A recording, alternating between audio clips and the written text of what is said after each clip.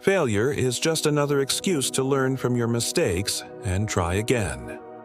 You may have heard this phrase before, but have you ever wondered how true it actually is? Well, in today's story, we'll explore the extraordinary tale of a man who turned his life around through sheer determination and resilience, proving that it doesn't matter how many times you fall.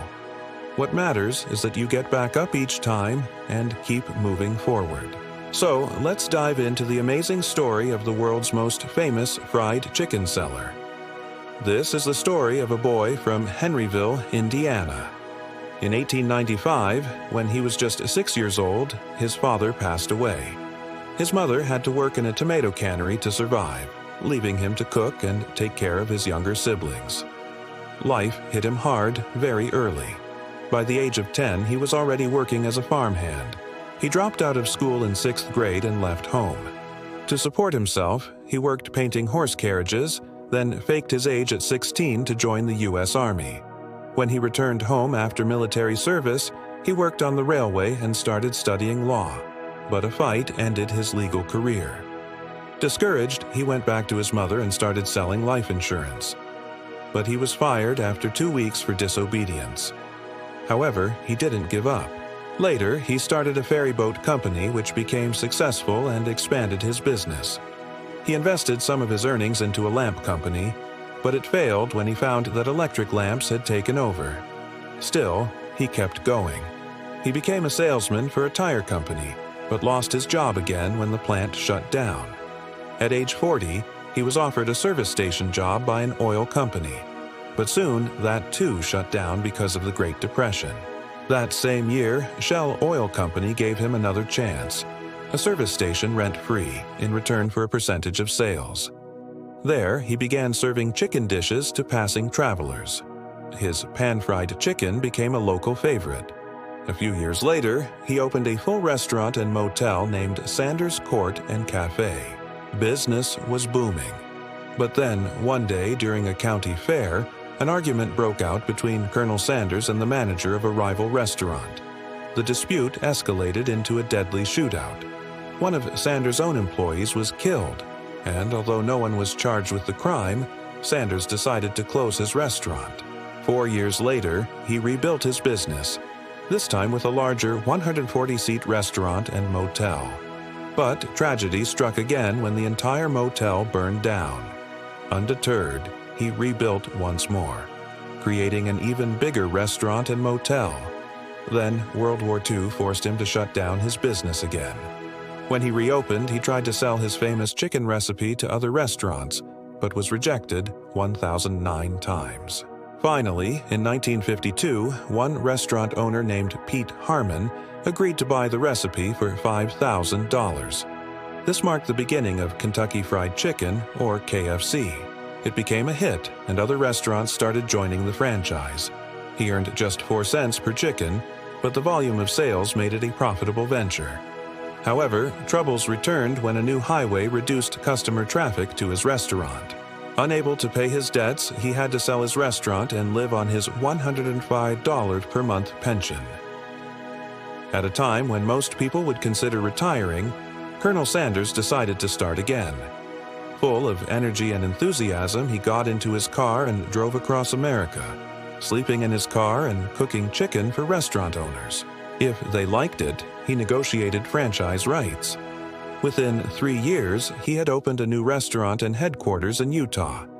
By 1965, at the age of 75, he was just getting started. His franchise model exploded, and KFC opened in Canada, the UK, Mexico, Jamaica, and more countries. Even after selling his company, Colonel Sanders remained the brand's face, traveling over 400,000 kilometers a year, visiting restaurants and meeting fans. He continued to work until he passed away at age 90.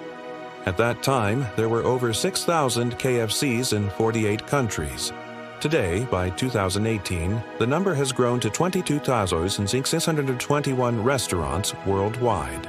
The Colonel's story teaches us that success is not easy. You have to work hard, be dedicated, and believe in yourself. No matter how many times you fall, what matters is that you get back up and keep trying. The Colonel was a 6th grade dropout. He was fired from multiple jobs. He faced wars, depression, fire, and failure. But he never gave up. Instead, he used every setback as an opportunity to learn and grow.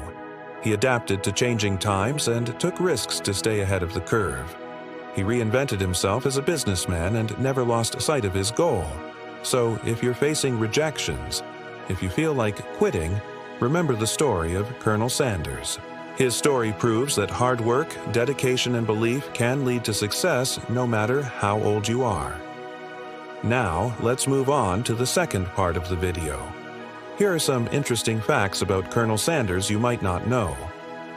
Did you know that Harland Sanders experimented with over 200 recipes before perfecting his famous fried chicken? He was so determined to create the perfect blend of herbs and spices that he would not rest until he got it right. Another interesting fact is that Colonel Sanders was known for his flamboyant personality and trademark white suit. But did you know that he suffered from a stutter? Despite this speech impediment, he became one of the most recognizable and beloved figures in the fast food industry. Colonel Sanders was also a shrewd businessman who knew how to promote his brand. He famously said, "The first thing is to get the money. The second thing is to get the money." He understood the importance of financial stability and used it to expand his empire. One of the most surprising facts about Colonel Sanders is that he was arrested twice during his lifetime. Once for speeding and another time for serving alcohol without a license. These incidents may seem out of character for the clean-cut image he projected, but they add a layer of complexity to his fascinating life story. Another lesser-known fact about Colonel Sanders is that he was a World War I veteran. He served in France as a private in the 100th Infantry and was awarded the Purple Heart after being injured by shrapnel from an exploding bomb. Lastly, Colonel Sanders was passionate about philanthropy and donated millions of dollars to various charities throughout his life. He established the Colonel Harland Sanders Foundation, which provides scholarships to students and supports various community projects. Despite his humble beginnings, he never forgot the importance of giving back. Thanks for watching. If you enjoyed the video and found it inspiring, make sure to hit that subscribe button. See you in the next video.